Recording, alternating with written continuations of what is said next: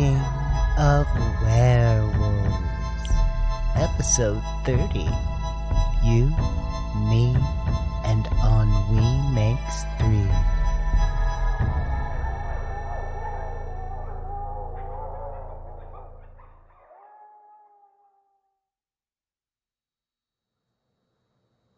Licorice root, check.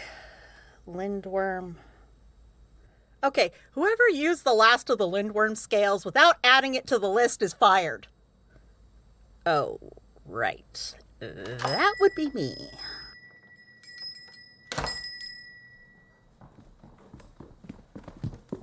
What are all of you doing here? We got your texts. What's this about canceling classes? Ingrethe, too? What is this, an intervention? Good. You know you need one. No, I don't. And don't you have bigger things to deal with right now? I'm good at compartmentalizing. Might as well talk to us, because we're not going anywhere until you do. Ugh. Okay, look. People are too afraid to come over here because everyone thinks I'm using Malcolm here to infect everyone with the blight. What are you talking about? We have a waiting list for classes. They're going to stop coming, so there's no point in wasting your time. So you're going to strip the chance to learn from people who want to protect themselves because you feel unappreciated? Threats are a little more than feeling unappreciated. Yeah, it's a shock to the sis the first time they experience that. We get that at the bar with every drag show. Yeah, but these aren't human homophobes. Instead of getting slapped with lawsuits or a picket line out front, I have to deal with hexes and everyone knows where I live. And you think I don't? Seriously, Hazel. Think about my work as the council's hunter. Yeah, but you have the authority of the council behind you. You know their authority means nothing to the people I bust? I say this with all the love in my heart. Please, check your privilege. From one survivor to a new survivor. Let me help. I'm allowed to feel my feels. Y'all are the ones in here making me talk. Sure you are. Right up until you make decisions that take opportunities from others. He's harsh, but he's not wrong. You have a team. You, me, Koth, Ingrethe, Julia, Addison, your grandmother, and Otto. You aren't alone. I can help you deal with the threats. We can go through them, forward them to appropriate people, and figure out which ones to take seriously. And don't forget the garden itself. It took anti-magic to break in. Yeah, I'm not doing that again. I think the floorboards tried to bite me. What does Julia have to say about your pity party? You know, if you're trying to make me dislike you, you can stop because you succeeded a long time ago.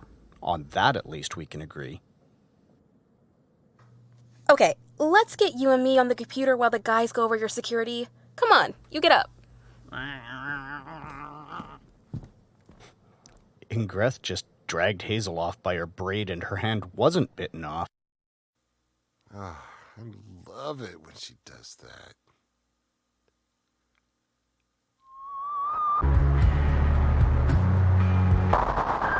The thing you have to know about seeing.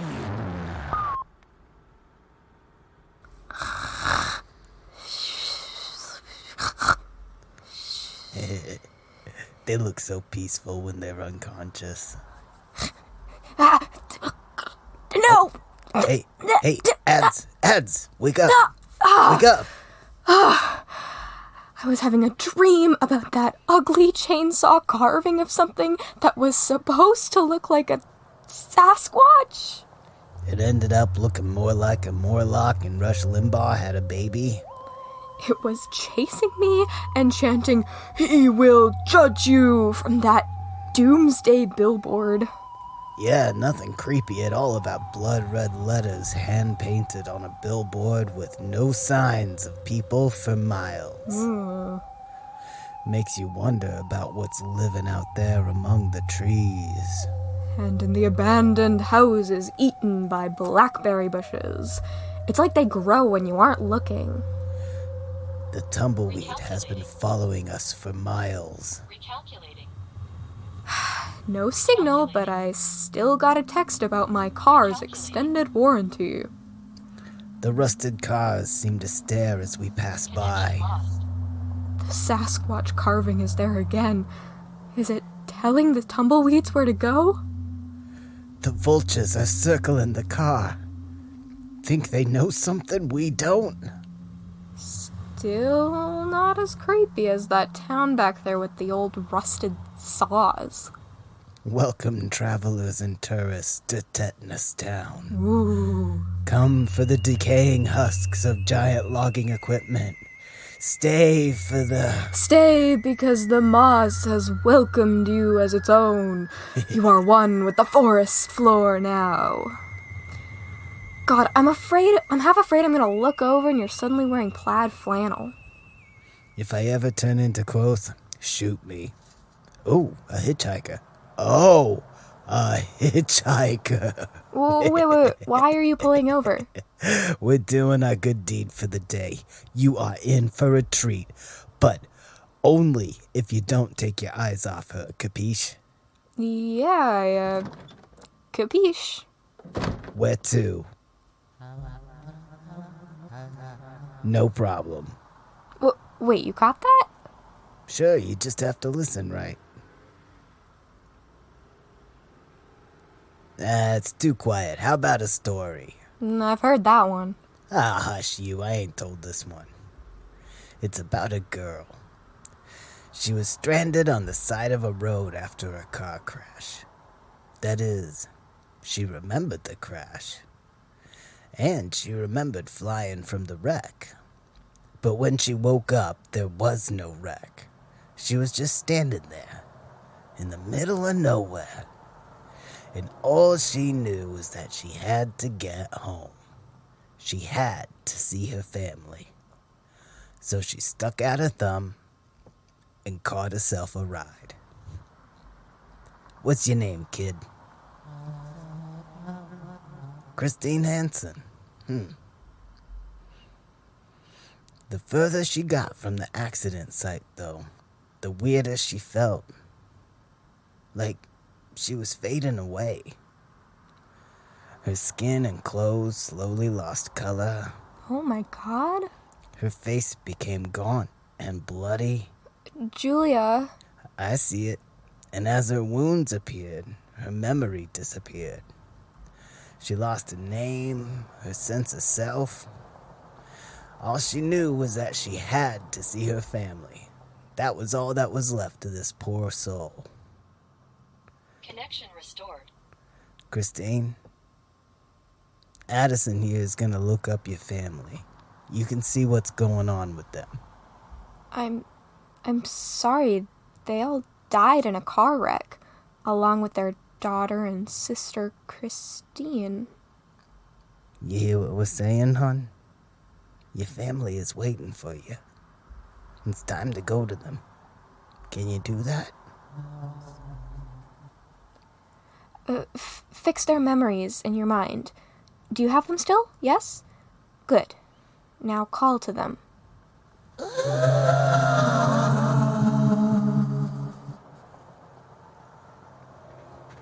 And she's passed through. That was our good deed for the day? More like for the year. Slacker.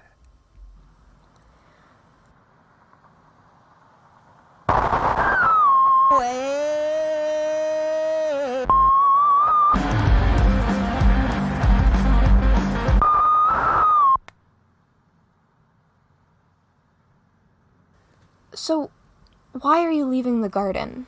I thought the blight wouldn't really hurt you? Hazel ain't who she used to be. Well, yeah, none of us are who we used to be. You've changed too. Oh, of course I have. I'm angrier, less patient. But I own it, and I'm working through it. She's got some kind of white savior bullshit going on, and she's blaming everyone but herself for it. You see me taking away other people's right to choose? Am I acting as judge, jury, and literal executioner? What? Who's she executed? Why? She went to kill a guy who jumped me.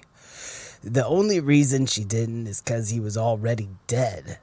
She didn't care about what I wanted. I didn't decide fast enough for her, so she went off alone. Alone! To kill someone in cold blood.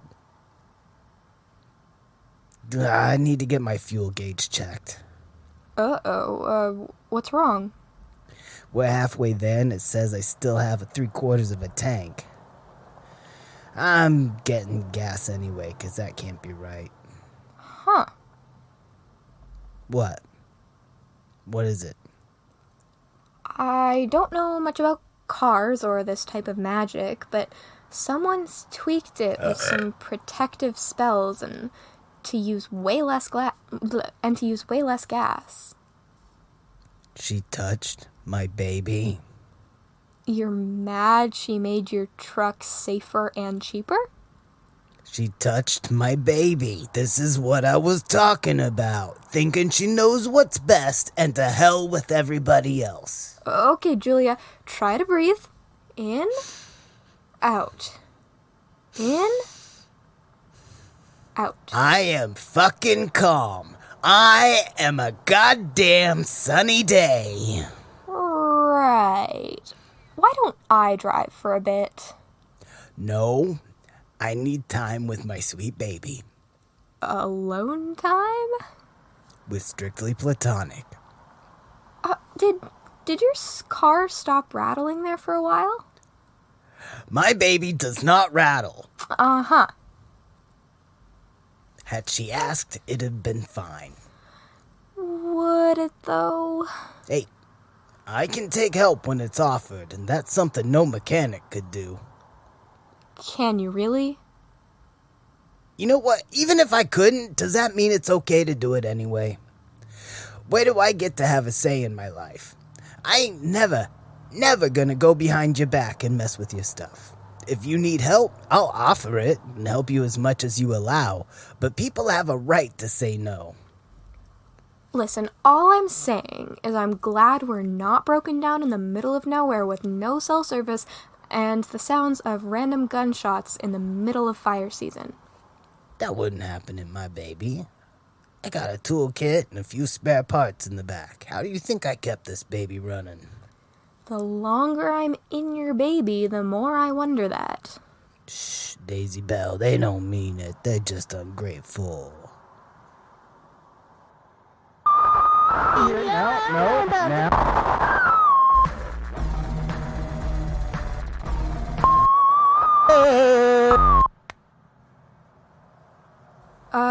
Got enough snacks there?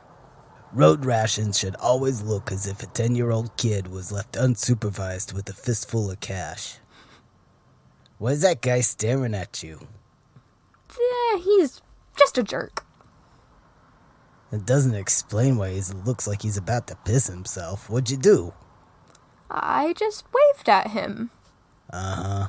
Which hand, Ads? Ads, which hand? All of them? Get in the car, kid, before he strokes out. Hey, why do you call me kid when we're the same age? I'm like 25 in orc years or something. I don't know. Is that like dog years? Can't wait to see what you look like at 35. Oh, yeah, well, you're literally pot hag at 16. Booger face. Butt munch. Clown shoe aficionado. Postmodern goth. Speaking of which, I'm worried about her. Yeah, she's more like casual goth. You think she'll be okay? I'm sure she's fine.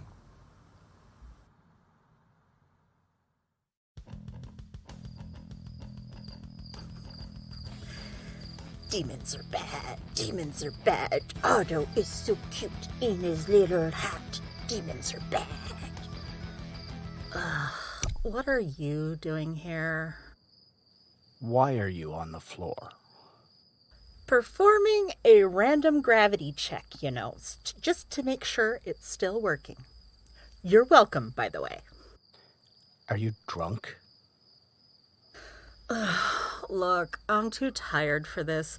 Could you please just pretend I insulted you in some creative fashion and go away? You look like hell. No, I said pretend I insulted you. When's the last time you slept? Hopefully I am in fact asleep right now, and this is all just a really weird drunk dream. You're not going away. Aw, Otto, you're such a good little hunter, but no thank you, you eat it. Why is he bringing you a bug? He's been trying to feed me since Julia and Addison left. Where do you even find a dung beetle around here? Did you just come here to interrogate me with inane questions? You knitted him a tiny hat. I've entered my crazy dragon lady phase. Already single, even though I am cute and talented and live alone, so might as well accept it. You've got the hair for it too right now. I do not. There are Cheetos in what's left of your ponytail. Oh, I was wondering where that went. You're supposed to take it out. Never mind. How about I make you some real food? Will it make you go away? Come on, where's your kitchen? Excuse me for a second.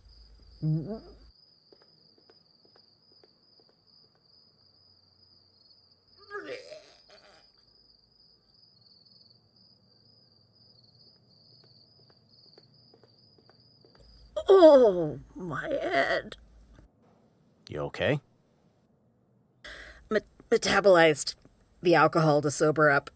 Taught myself how in college. Handy. Instant hangover, though. Come on. The kitchen's this way. What's wrong? Nothing. I try to keep work and personal life separate because working out of my house and being on call can really blur those lines. And letting someone other than family into my house feels really weird. I'm just trying to categorize a situation that doesn't fit neatly into any boxes, that's all. Yeah, I know what that's like. There's nothing in your fridge but whiskey and... What is this? Belladonna extract. Isn't that poisonous? Extremely. And you're keeping it in your fridge. Why? Better question is, where's my creamer? You have the self-preservation skills of a soggy paper bag of nuts at a squirrel convention. And what's this, some type of potion? Yeah, anti-sleep potion. And why is it purple? Because of the energy drink. What are you doing? Making pancakes. How do I know you're not going to poison me? Wouldn't have to. You're doing fine enough on your own since you were keeping literal poison where you usually put your creamer in your fridge. Still tempting, though. Drink this. Why? My own amusement. Ugh. Chamomile and valerian? You need sleep, not more caffeine. I shall get my revenge for such blasphemy by watching you drink bad coffee. I can't make it worth anything, which is why Julia doesn't let... But you're probably not here for coffee and chit-chat. What do you need? It can wait. Ooh, real syrup. Grab the peanut butter, too. Seriously? I am always serious when it comes to pancakes. I assume you're here because of what was in those files. I have the drive, by the way. I figured you wouldn't want it in just anyone's hands. Thanks. You're right. I want my son, and I'm prepared to go after him alone. But getting him out... He might need medical help. I saw the files. I get it. I know I don't have a right to ask you. It's just... I don't have anywhere else to go. You don't have to ask if I'm offering. Are you going to tell me why you were drunk on the floor? The kids are out on a road trip, and I'm taking full advantage of my freedom. Yeah, if you were, you'd be at the Woodsman and not alone in the dark. Whatever. I was bonding with Otto anyway. No, you weren't. You were at rock bottom.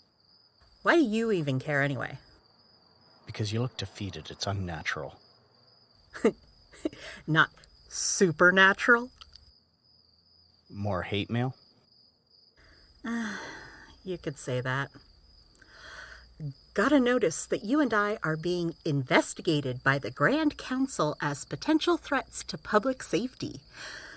Julia hates me, but no word from him since he up and left, just from Addison. So no hate mail. Well, I don't think they hate me, though. So you're going to get back up, and we're going to compile the evidence to prove to the council I'm not a bioweapon. As for Julia, the time away might do him some good. He's been brittle. You'll both cool off and figure things out. Then we're going to go back to fighting each other.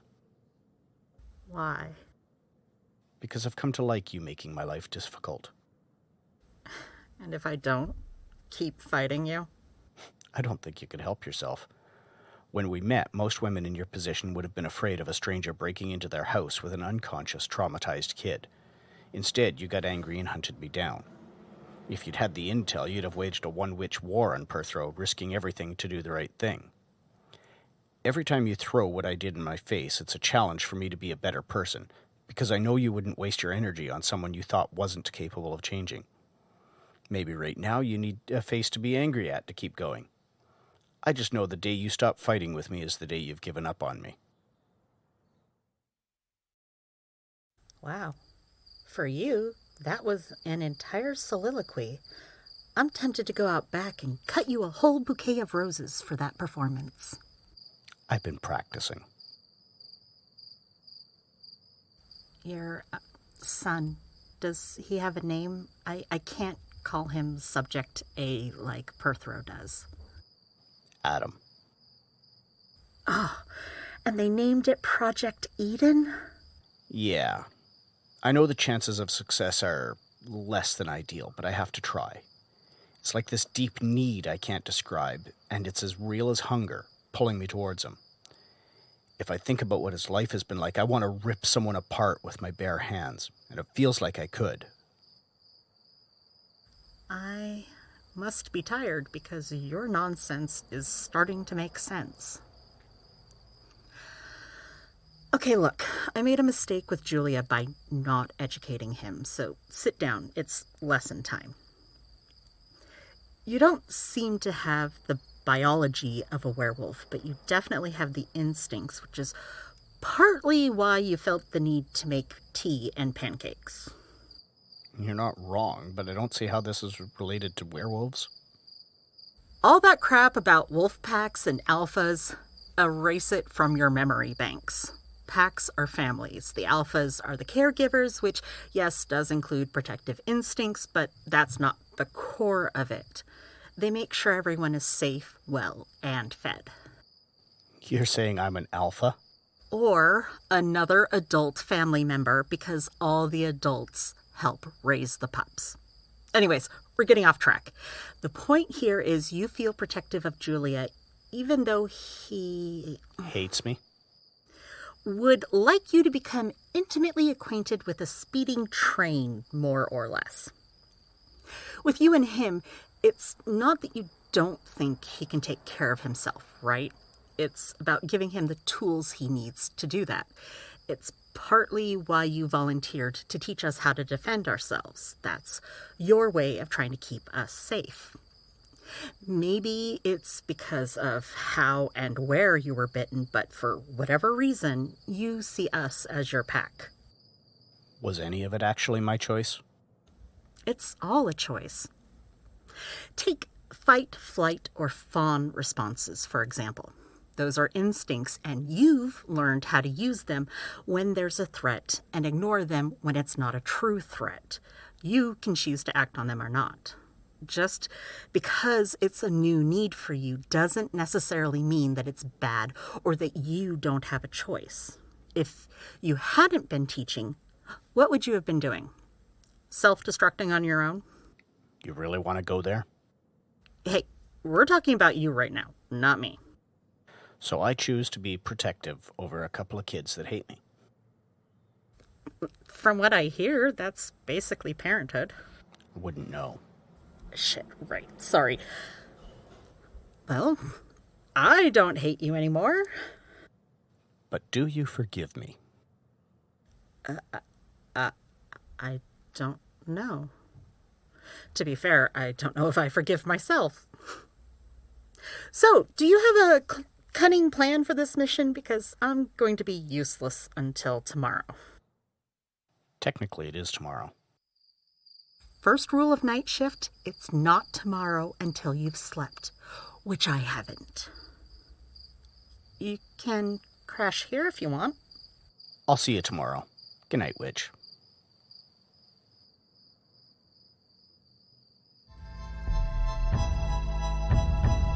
Thank you for listening. Today's episode was written by Brenna Anderson-Dowd in collaboration with Frederick Elmore and Keith Baldwin.